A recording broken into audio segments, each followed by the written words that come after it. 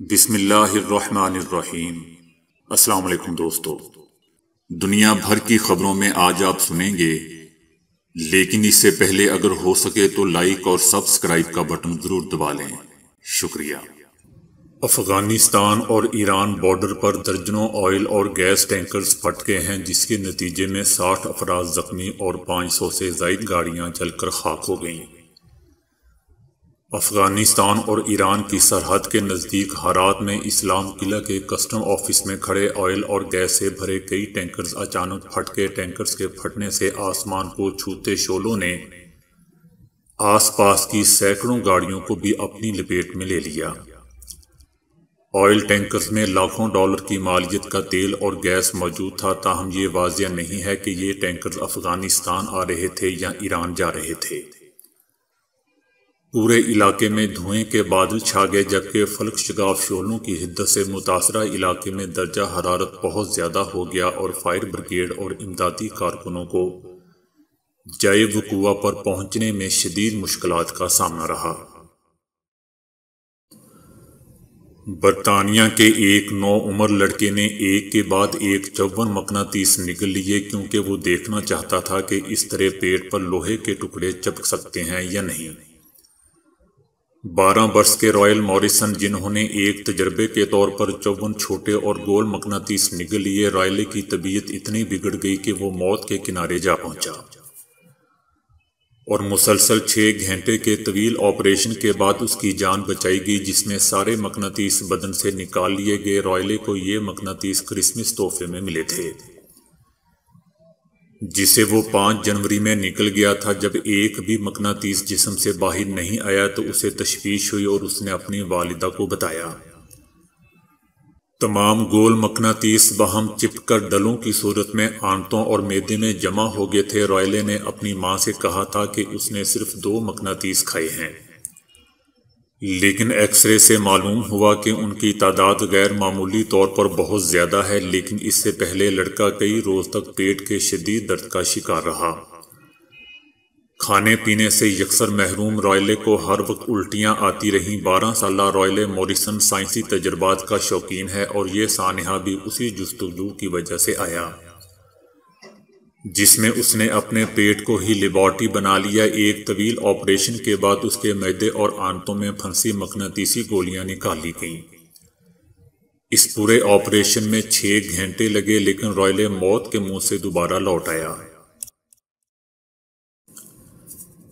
ایک نئی تحقیق سے معلوم ہوا ہے کہ سیب ایسے اہم کیمیائی اجزاء سے مالا مال ہے جو دماغی خلیات نیورون کو طاقت فراہم کرتے ہیں، اور اس سے سیکھنے کا عمل اور یادداشت میں بہتری ہوتی ہے۔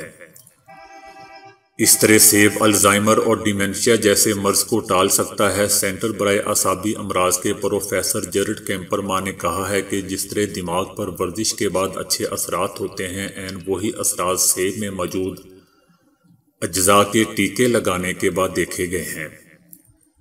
اس کے علاوہ سیب میں موجود کیمیائی مرکبات پورے جسم کے لیے بھی بہت مفید ہوتے ہیں۔ ماہرین نے یہ بھی کہا ہے کہ سیب میں موجود اینٹی آکسیڈنٹس جلن اور سوزش کو کم کرتے ہوئے جسمانی امنیاتی نظام کو مضبوط بناتے ہیں۔ سیبوں میں موجود کیمیائی مادے دماغ میں نئے خلیات کی پیداوار بھی بڑھا سکتے ہیں۔ پروفیسر جیرڈ کے مطابق دماغ کے لیے انتہائی مفید اجزاء سیب کے گودے اور اس کے چھلکے میں بھی پائے جاتے ہیں۔ اس لیے سیب کے چھلکے کو کبھی نظر انداز نہ کیجیے اور اسے کھانے کی عادت میں شامل فرمائیں۔ ماہرین کے مطابق کورسٹائن کیمیکل سیب کے چھلکے میں پایا جاتا ہے۔ یہی وہ کیمیکل ہے جو سیب کو خوشبو بھی فراہم کرتا ہے۔ کراچی پولیس کا ایک اور مقابلہ جعلی نکلا۔ 3 جنوری کو مرنے والا گلگت ہنزا کا نوجوان ابتدائی انکوائری کے بعد تحقیقاتی رپورٹ میں بے قصور قرار پایا گیا۔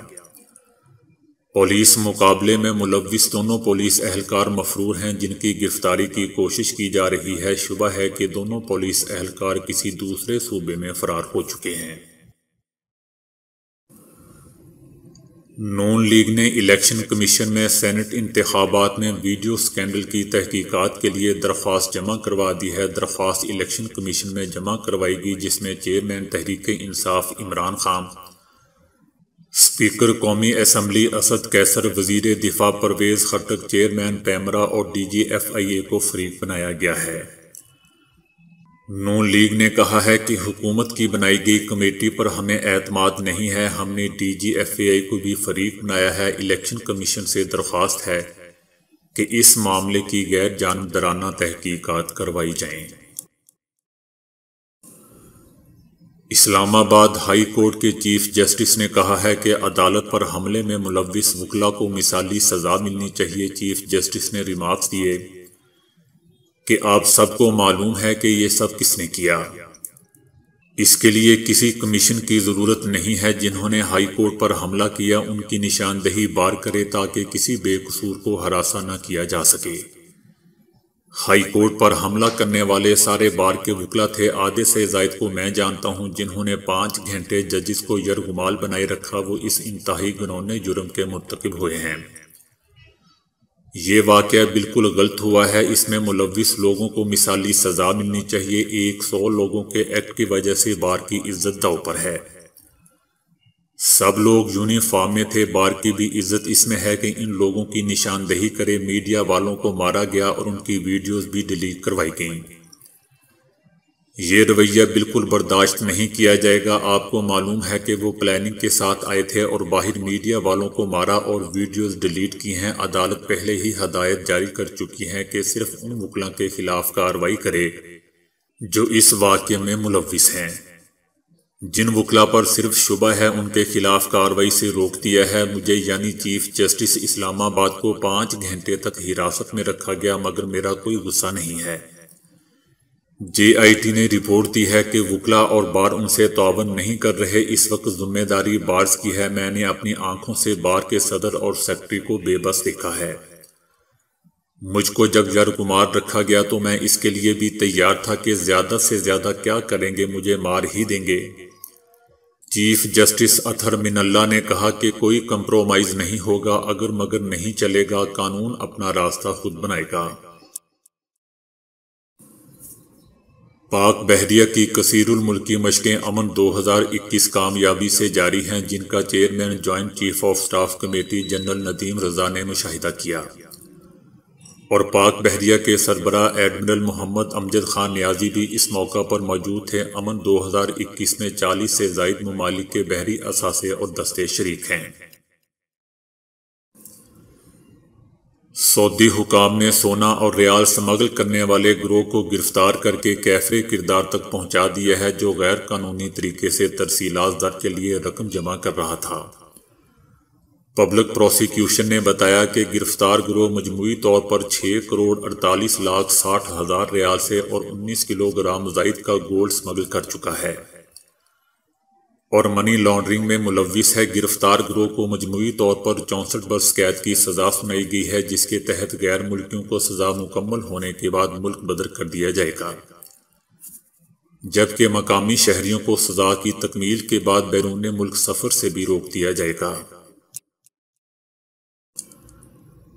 توکلنا ایپ نے صارفین کی سہولت کے لیے وضاحت دیتے ہوئے کہا ہے کہ مذکورہ ایپ کا اقامے کی مدت سے کوئی تعلق نہیں ہے۔ سعودی عرب میں کورونا کی روک تھام کے سلسلے میں mobile app Tawakkalna app download کرنا ضروری قرار دیا گیا ہے، تاہم صارفین کو اقامے کے خاتمے پر توکلنا ایپ کی خدمات سے متاثر ہونے کے خدشات لاحق تھے۔ صارفین کی جانب سے سوالات اٹھائے گئے تھے کہ کیا اقامہ کی مدت ختم ہونے پر توکلنا ایپ کی خدمات متاثر ہو سکتی ہیں، یا جن لوگوں کا اقامہ ختم ہو چکا ہے کیا وہ لوگ بھی توکلنا میں رجسٹریشن کروا سکتے ہیں یا نہیں۔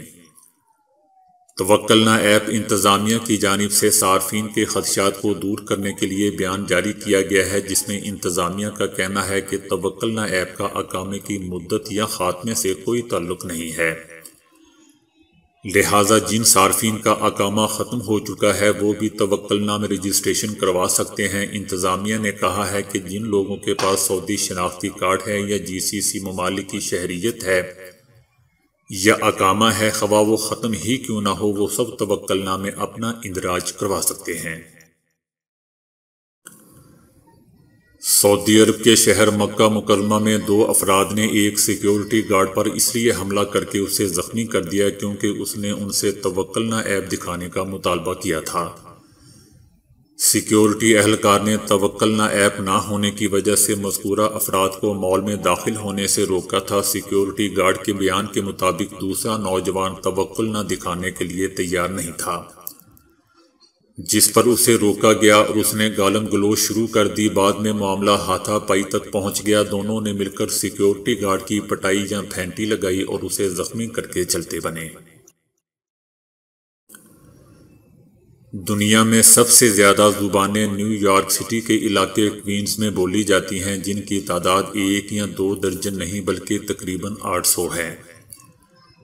نیو یارک سٹی میں دنیا بھر سے آئے ہوئے مختلف رنگ و نسل کے لوگ آباد ہیں۔ نیو یارک سٹی کا یہ اجمالی جائزہ مرتب کرنے کے لیے امریکہ میں کام کرنے والی مختلف مقامی اور بین الاقوامی لسانی تنظیموں سے اعداد و شمار حاصل کیے گئے ہیں، جنہیں مختلف علاقوں کے نقشوں پر ظاہر کیا گیا ہے، جن میں سب سے زیادہ زبانیں کوینز کے نقشے پر ہیں۔ کوینز میں جو زبان جتنی زیادہ بولی جاتی ہے، نقشے پر اسے اتنا ہی زیادہ بڑا اور نمایاں کر کے دکھایا گیا ہے۔